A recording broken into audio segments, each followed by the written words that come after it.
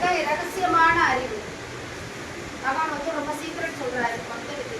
நம்ம யாருக்காவது படிக்கிறா ஸ்லோகம் 2. ராஜவித்யா ராஜகுஹ்யம் ராஜவித்யா ராஜகுஹ்யம் பவித்ரம் இதமுத்தமம் பவித்ரம் இதமுத்தமம் பிரத்யக்ஷாபகமம் தர்மியம் பிரத்யக்ஷாபகமம் கர்ம்யம் சுகம் கர்த்துமவ்யயம் சுசுகம் கர்த்துமவ்யயம் ராஜவித்யா ராஜகுஹ்யம் ராஜவித்யா ராஜகுஹ்யம் பவித்ரம் இதமுத்தமம் பவித்ரம் இதமுத்தமம் பிரத்யக்ஷாபகமம் தர்மியம் பிரத்யக்ஷாபகமம் கர்ம்யம் சுகம் கர்த்துமவ்யயம் சுசுகம் கர்த்துமவ்யயம் ராஜவித்யா ராஜகுஹ்யம் ராஜவித்யா ராஜகுஹ்யம் பவித்ரம் இதமுத்தமம் பவித்ரம் இதமுத்தமம் பிரத்யக்ஷாபகமம் தர்மியம் பிரத்யக்ஷாபகமம் தர்ம்யம் சுகம் கர்த்துமவ்யயம் சுசுகம் கர்த்துமவ்யயம். நன்றி மாதாஜி. ஹரே கிருஷ்ணா. ஜெய் ஸ்ரீல பிரபுபாத். ஸ்ரீல பிரபுபாத். இது வார்த்தை பார்த்து அர்த்தம் பண்ணிக்கணும். ராஜவித்யா கல்வியின் அரசன், ராஜகுஹ்யம் ரகசியமான ஞானத்தின் அரசன், பவித்ரம் மிக தூய்மையானது, இதம் இந்த, உத்தமம் உத்தமமானது, பிரத்யக்ஷ நேரடி அனுபவத்தால், அவகமம் புரிந்து கொள்ளக்கூடியது, தர்மியம் அறக்கொள்கை, சுசூகம் மிக இன்பத்துடன், கர்த்தும் செயலாற்றுவது, அவ்யயம் என்றும் அழிவற்றது. டிரான்ஸ்லேஷன் படிக்கிற மொழிபெயர்ப்பு தந்த சில பிரபாதிக்கு இந்த அறிவு கல்வியின் அரசனும் எல்லா ரகசியங்களிலும் மிக ரகசியமானதும் மிக தூய்மையானதும் ஆகும். தன்னுணர்வின் அனுபவத்தை நேரடியாக அளிப்பதால் இதுவே தர்மத்தின் பக்குவ நிலையாகும். இது அழிவற்றதும் பேரின்பத்துடன் செயலாற்றப்படுவதும் ஆகும். ஹரே கிருஷ்ணா. ஸ்லோகா நம்பர் என்ன மாதிரி? 9.2.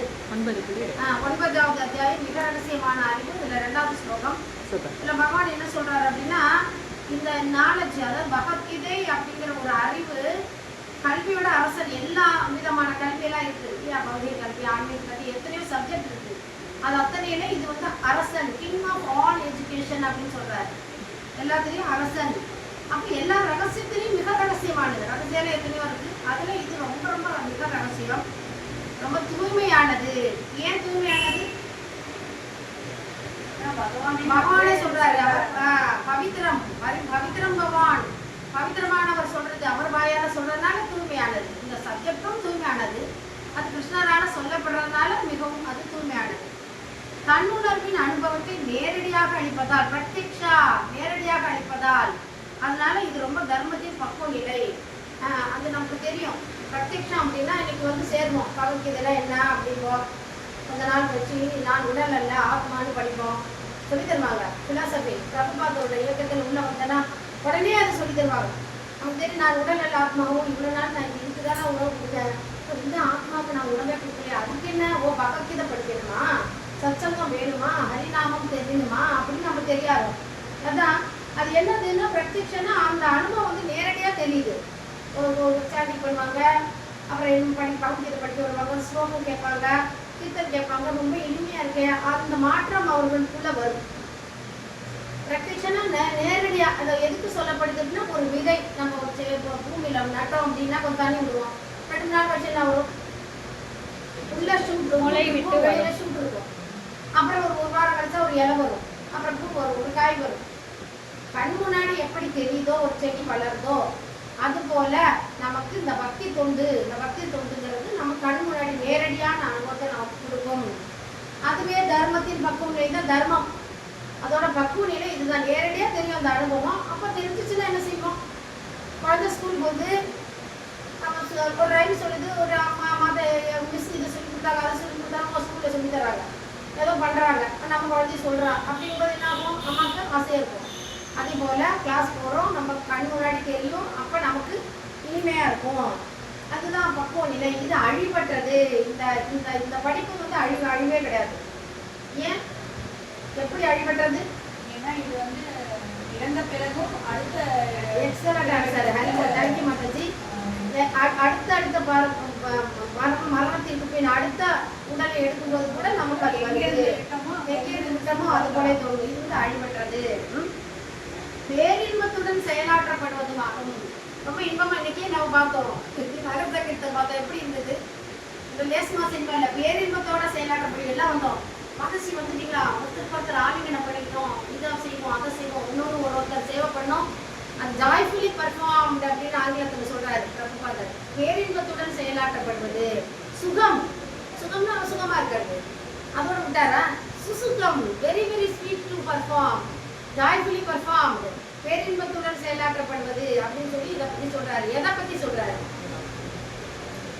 பக்தி துண்டு. இந்த பக்தி துண்டு, பக்தி துண்டுன்னா பகவானை பத்தி நல்லா கேட்கறது, அப்புறமா சிரவணம் கீர்த்தனம். கேட்டது என்ன செய்வோம், இவ்வளவு பெரியவனா இவ்வளவு கம்மி வாட இருக்கீங்களா, பகவான் எல்லையற்றவர், உங்க கருணை எல்லையற்றது. கேட்டது உடனே என்ன செய்வோம், அவர் புகழ் பாடார். எப்படின்னா கீர்த்தனம், ஹரே கிருஷ்ணா ஹரே கிருஷ்ணா கிருஷ்ணா கிருஷ்ணா ஹரே ஹரே, ஹரே ராமா ராம ராமா ஹரே ஹரே, அவர் புகழ் பாடுவோம்.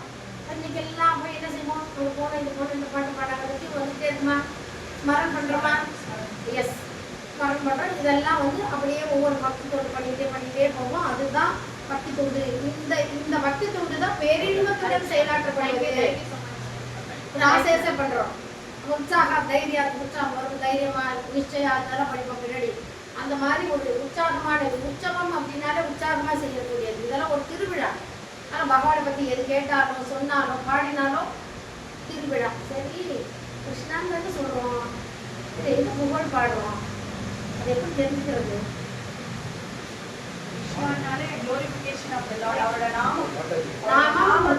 குணம் லீலை எல்லாமே அதுல வருது. சின்ன எக்ஸாம்பிள் சொல்றேன். இப்ப நான் வந்து சொல்றேன் சுஜாதா அப்படின்னு ஒரு பொண்ணை பத்தி சொல்றேன்னு வச்சுக்கோங்களேன். சுஜாதா மட்டும்தான் ஞாபகம் வருமாடா? அவன் உருவம் ஞாபகம், ஒரு நெட்டப்பின்னல் போட்டுருப்பா, எப்பவும் பூ வச்சுப்பா, மல்லிகைப்பூ வராம இல்லாமே ஸ்கூல் இருக்காது, பூ வச்சுட்டு வருவா, நல்ல மார்க்ஸ் போடுவா, இன்டெலிஜென்டா இருப்பா, நல்லா பாடுவா, நல்லா டிராயிங் வரைவா, ஸ்மார்ட்டா இருப்பா, ஹெல்ப் பண்ணுவா, எல்லா விஷயமும் கூடவே ஞாபகம் வரும். ஹரே கிருஷ்ணா. கிருஷ்ணா வெல்கம். அப்ப அந்த ஒரு கிருஷ்ணா அப்படிங்கிறது இது எப்படி ரிலேட் பண்ணணும் அப்படின்னா, இந்த பிரபாத காலத்துல கேட்கறாங்க, கிருஷ்ணானா ராமம் ரூபம் லீலை குணம் எல்லாமே வரும்னு சொல்றீங்களே, எப்படி பிரபு தெரிஞ்சுக்கிறது? அப்ப இது ஒரு எக்ஸாம்பிள். ஒரு சுஜாதா அப்படின்னு ஒரு சொன்னா அப்படின்னா, சுஜாதா மட்டும் அந்த பாட்டை மட்டும் நம்ம பார்க்க மாட்டோம். அந்த பொண்ணு போட்டிருக்கிற ஜடை, அவ ட்ரெஸ்ஸு, அவளோட மாடுலேஷன், அவள் கெஸ்டர் என்னெல்லாம் பண்ணுவா, அது எல்லாமே சேர்ந்து ஒரு குவாலிட்டிஸ் எல்லாம் வரும். கேரக்டர், அவள் எப்படி ஹெல்ப் பண்ணுறா, ஸ்மார்ட்டாக இருக்காளா, கிளாஸில் அழகாக இருக்காளா, எல்லாமே வரும். அதுபோல் இந்த கிருஷ்ணா அப்படின்னு சொன்னாலே நாம ரூப குண லீலைகள் ஞாபகத்துக்கு வருது. அப்போ நம்ம சொல்லலாமா கிருஷ்ணா அப்படின்னா? இல்லைன்னா இல்லைதான் ஸ்மரணம் பண்ணல. கிருஷ்ணான்னு சொல்லும் போது எல்லாமே அனைத்தும் அதுக்குள்ளேயே அடக்கம். அப்ப இந்த விஷயமானது பேரின்பத்துடன் செயலாற்றப்படக்கூடியது அப்படின்னு சொல்லி பிரபுவாதர் சில பொருள் நிலையில எழுதுறாரு. சரியா? ரகசியமான அறிவு. இந்த சீக்ரெட்டை நான் வந்து சொல்றேன். என்ன சீக்ரெட்டு? நிறைய விஷயம் திரும்ப ரிப்பீட் பண்றேன், நீங்க லேட்டா வந்ததுனால. இந்த அறிவுனா இந்த பகவத்கீதையில சொல்லப்பட்ட அறிவானது கல்வியின் அரசன், எல்லாத்துக்கும் கிங். என்னென்னமோ சப்ஜெக்ட் படிப்போம், அதுல இதுதான் அறிவு, king of knowledge, all knowledge இருக்கிற எல்லாத்துலேயும் கிங்னு சொல்றாரு. எல்லா ரகசியத்திலையும் இருக்கிற சீக்கிரட்ல இது ரொம்ப வசதியான சீக்கிரட். உனக்கு அறிவை சொல்றேன் ஏன் அப்படின்னா ஆத்மா பத்தி சொல்றாரு, ஆத்ம தத்துவத்தை சொல்றாரு. நம்ம அது வந்து உடலை பத்தி தெரிஞ்சு இதுக்குதான் ஜிக்கான எல்லா சேவையும் பண்ணோம். ஆனா அது உள்ள என்ன இருக்குன்னு தெரியலையே. கிளி இருக்கு, கூட்டுக்கெல்லாம் தங்கமே கூட பண்ணிடுவோம், தங்கத்திலே பண்ணுவோம், எல்லாம் பண்றோம். கிளி வீட்டுக்குள்ள கிளிக்கு சாப்பாடு போடல, அப்ப என்ன யூஸ்? அந்த கூடுக்கு வந்து எல்லாம் பண்ணி என்ன யூஸ்? அதை உள்ள இருக்கிற கிளிக்கு நீ உணவு விட்டாயா? அந்த உணவு என்ன?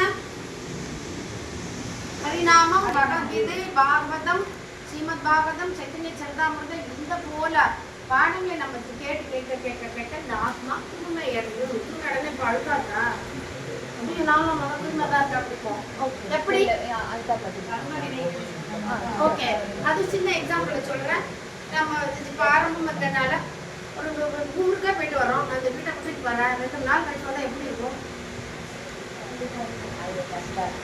யார் போட்டா? யார் வந்தா? கூட்டி தானே இருக்கு. யார் போட்டா? டிவி மேலே பார்த்தா தூசி, ஃப்ரிட்ஜ் மேலே பார்த்தா தூசி, வீடே தூசி வந்தால் உடனே எல்லாமே பண்ணிட முடியுமா? சுத்தம் பண்ணணும். அனாதி காலமாக பகவானிடம் நமக்குள்ள அந்த உறவை உறவை மறந்து விட்டோம். யூஸே பண்ணல அப்படின்னா தூசி வரும். பூட்டி இருக்கிற வீடு தான் தூசியா இருக்கு. அது போல இது எல்லாம் உள்ளதான் இருக்கு, ஆழ்ந்திருக்கு. ஏதாவது தூசிக்குள்ள போகுமா? ஆனா தூசி அடைஞ்சிருக்கு. அப்ப எப்படி தூய்மைப்படுத்துறது? ஹரிநாம சொல்ல சொல்ல பகவத்கீதை கேட்க சத்சங்கத்தின் மூலமாக நாம இதயம் தூய்மை அடையும். இனிமே நான் ஒன்றும் அழுக்காம இல்லை அப்படி யாரும் சொல்ல வேண்டாம். காலகாலமா அந்த உறவை மறந்துட்டோம். அந்த பலவிதமான விஷயங்கள் நம்ம வந்து அது மேல சேருது, அதனால அழிக்கப்படுகிறது. அப்ப இதுக்கு ஒரே வழி என்ன? சேத்தோ தர்ப்பண மார்ஜனம் பவமகா தாபாக்னி நிர்வாபணம் ஸ்ரீதரைரவ சந்திரிகா விதரணம் வித்யாவது ஜீவனம் ஆனந்தாமுதி வர்தனம் பிரதிபதம் பூர்ணாமிருதாஸ்வாதனம் சர்வாத்மா ஸ்நபனம் பரம் விஜயதே ஸ்ரீகிருஷ்ண சங்கீர்த்தனம். சிஸ்டாசக்தில ஸ்ரீகிருஷ்ண சைத்தன்ய மகாபிரபு சொல்றாரு, இது வந்து ஒரே வழி ஸ்ரீகிருஷ்ண சங்கீர்த்தனம் தான். ஹரிநாமத்தை கிருஷ்ணரோட சங்கீதத்தை பாடணும்னா சேத்தோ தர்ப்பணம் அர்ச்சனம் நம்ம இதயத்தில் இருக்கிற அழுக்கெல்லாம் நீக்கி தூய்மைப்படுத்திக்கிறது. இதான் ஒரே வழி. அப்படி பண்ண நாங்க தூய்மை அடைந்து ஆனந்தாம்புதி வர்த்தனம் பிரதிபதம் பூர்ணாமிருதா சோதரமா. பக்தன் வந்து பகவான் பக்தர் பாடுறாரு, இவர் ஆரம்பிச்சு கருணை கொடுக்குறாரு. நீ கருணை கொடுக்குறாரு கிருஷ்ணன். பக்தன் வந்து பிடிச்சாய் பாடுறான், அவன் கருணை கொடுக்குறாரு. அப்படி அப்படி போய் ஆனந்தாம்புதி பர்த்தன் 2 பேருக்கு போட்டி, ஆச்சாருக்கு போட்டி, டைட் காம்படிஷன். கிருஷ்ணா வந்து நீ ஹரிநாமம் சொல்றியா, ஆனால் கருணை வழங்குறேன். நீங்க கருணை வழங்குறீங்களா? இது கூட இனிமையா இருக்குது. நாங்கள் மற்ற பக்தன் ஒரே கொஞ்சல், இவர் கருணை கொடுக்குறாரு, கொஞ்சல் கருணை கொஞ்சல் கஞ்சல். எது முக்கியம்னா ஆனந்தாம்பதி வர்தனம் பிரதிபதம் பூர்ணாமிருதாஸ்வாதனம். ஆனந்தம் பெருகிட்டே போகுது நான் ஸ்டாப்பா. அந்த மாதிரி ஒரு விஷயத்துல நம்ம இப்ப ஈடுபடுறோம். அதுதான் ரகசியமான அறிவு. இந்த அறிவை தெரிஞ்சுட்டா எப்படி இருப்போம்? ஆனந்தமா இருப்போம். சுகம் அப்படின்னு சொல்லிவிட்டாரா? இல்ல, சுசுகம். சுசுகம்னா very very sweet to perform.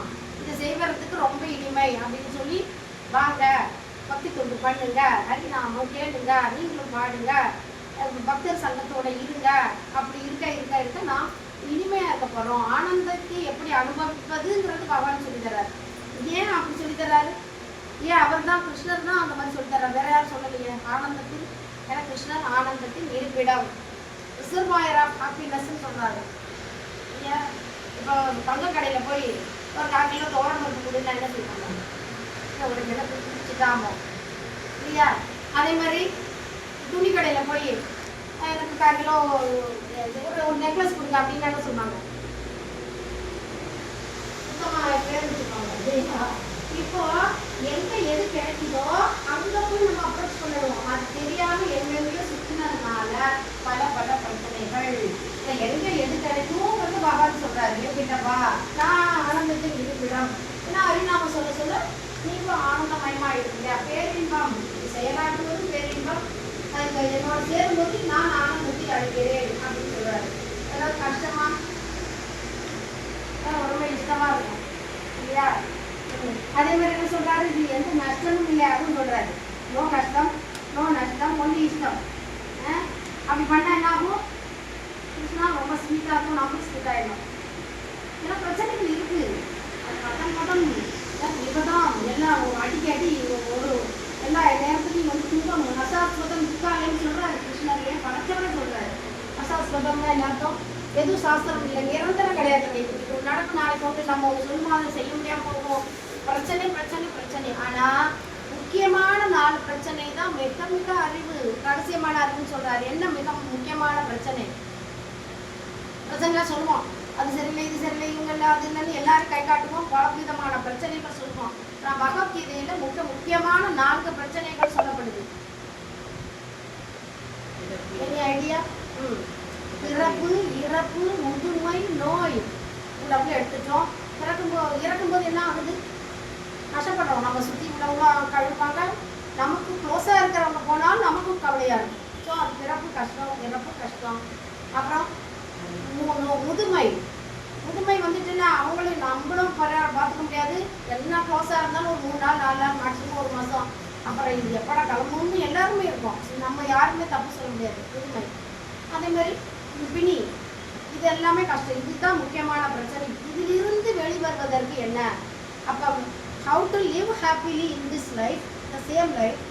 அப்புறம் how to leave the body happily. Krishna is teaching. This is the secret of all secret. நான் சொல்றாரு எப்படி இந்த உடலை விடுவது, இங்கே இருக்கும்போது எப்படி ஹாப்பியாக இருக்கிறது. 2 விஷயம் சொல்றாரு. இதுதான் முக்கியமான ரகசியம். பெரிய பொருள் நம்ம கொஞ்சம் சுத்தமாக ஸ்டார்ட்டாக சொல்கிறோம். சரியா?